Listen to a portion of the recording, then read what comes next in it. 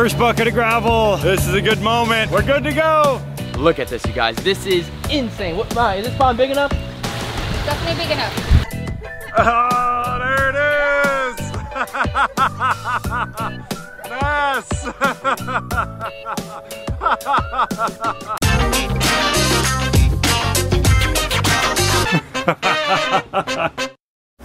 All right, good morning, Jay. Give us a little thumbs up over there. All right. We are back at it. Blake's Exotic Animal Ranch. We are getting ready. We're cleaning out a little bit more of that muck along the bottom. We did some great progress last night. Now we got some of that groundwater coming in, which is a good thing actually, because this is a natural bottom pond. So we want to make sure that this obviously has a natural water source, and we have it. Blake's gonna hop down in the bottom. He's got the nasty job, and he's got to go down in there with our pump.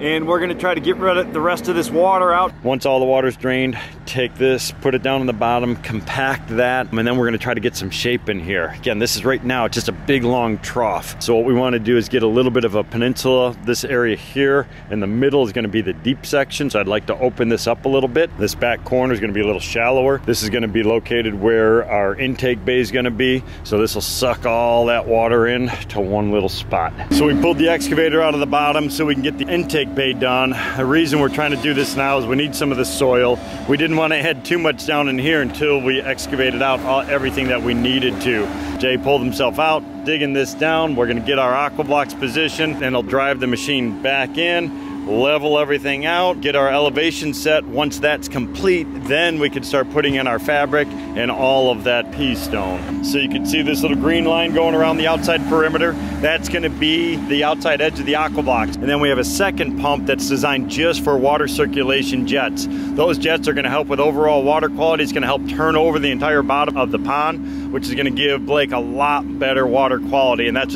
the name of the game. That's what we're going for on this project. All right, Blake, what are you working on over here? The pumps are gonna go. So that's gonna be our pre-filter, right? Yep, getting it nice and squared off below water level and getting it ready. Perfect, all right. And then we just got to make that connection right there where the green line is at. Joey Slam getting that done. Nice. So we are ready for our next steps. Excavation's completed. We have our pump vaults in place. We're gonna have our small aqua blocks are gonna go across this entire area. We have 20 small aqua blocks going in place, and the reason we have that amount is because of the flow rate of water coming through this opening over here, but it's also because of all the leaf debris. So we wanna have a nice big area as a pre-filter to capture all that debris. He's gonna have capybaras in here, so it's somewhat of a messy animal. So we wanna be able to manage some of that waste that's generated from those animals, as well as the turtles and the fish and all the waterfowl and that type of stuff that's gonna be living in here. So we wanna make sure that we have a nice flow going through. And remember, this is exactly the same philosophy that we use on all of our ecosystem ponds. I don't care if it's a small 6 foot by 6 foot pond, or if it's something like this, which is well over 100 feet in length. I'm gonna use the same philosophies. I have a pump pre-filter on one side. This is gonna draw water in, highly oxygenated water. It's gonna remove all those solids. If we didn't have this, basically, we would have that thick, deep muck, and that's because of all this leaf debris that just gets shedded down. It just falls and decomposes, and it doesn't actually break down quickly enough. That's known as the eutrophication process. What our next steps are going to be, we're going to start putting river rock all the way around the aqua blocks as well as on top of them. Then we can start setting our boulders. Our next steps after that will be continuing along with more of our geotextile fabric.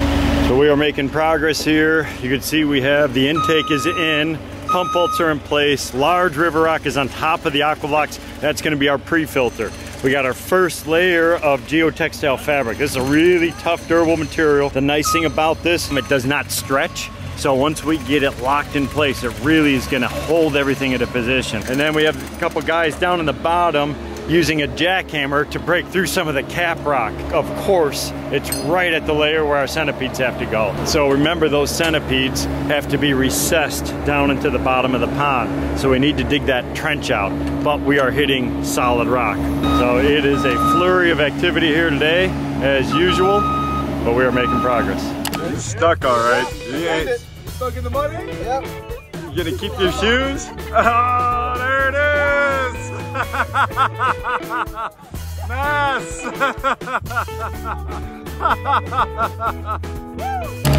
First bucket of gravel. This is a good moment. We're good to go. We can only get so close with the skid steer. So we're gonna dump several buckets here. We'll start dragging it across. It's That's gonna help to solidify everything over here for us. And then we're gonna slowly, methodically work our way across. I would love to get all the fabric in right away. Problem is these walls keep crumbling and falling on us as we're driving around.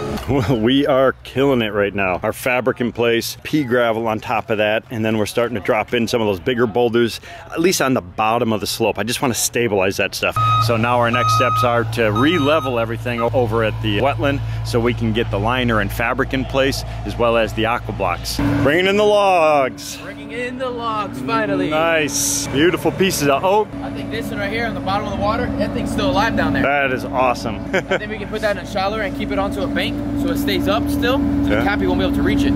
So you've seen this before. We have aqua blocks. This is a massive wetland, 20 by 25, this size of a wetland. We have 2 snorkels, we have 6 centipedes, we have 96 small aqua blocks.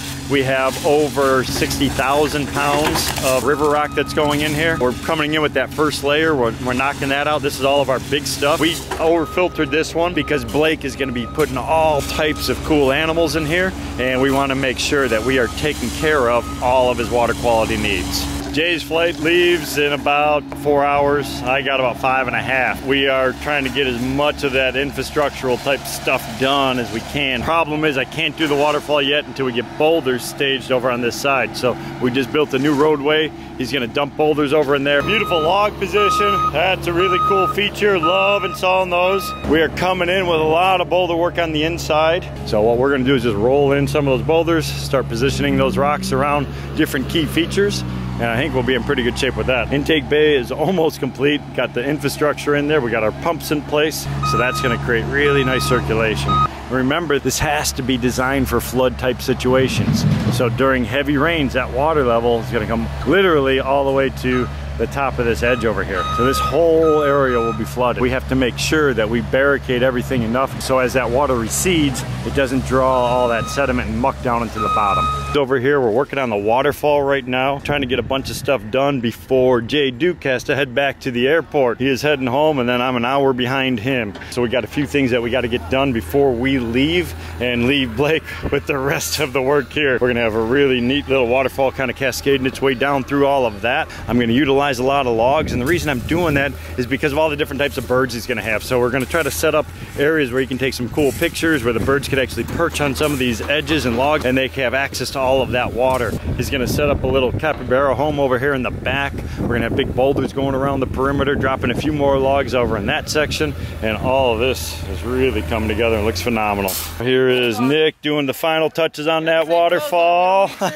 These big giant logs that Blake found a few weeks ago look incredible. Water's just gonna be cascading, coming through all those little nooks and crannies, and it's gonna help to oxygenate the water. It's gonna create a lot of action as well as multiple viewing areas. All right, Blake, it's been fun, buddy. Appreciate all the help. I'll send you a picture when it's done. I can't wait to see it. Heck yeah. All right, we'll see you soon. It has been an incredible experience down here, working with Blake, working with Jay. Love working with Jay, with Nick, Jacob, Nico, you know, the entire team that was down here. We just had a phenomenal time. I wish I had another day out here with them because I'm just having so much fun, but I also want to see this thing through.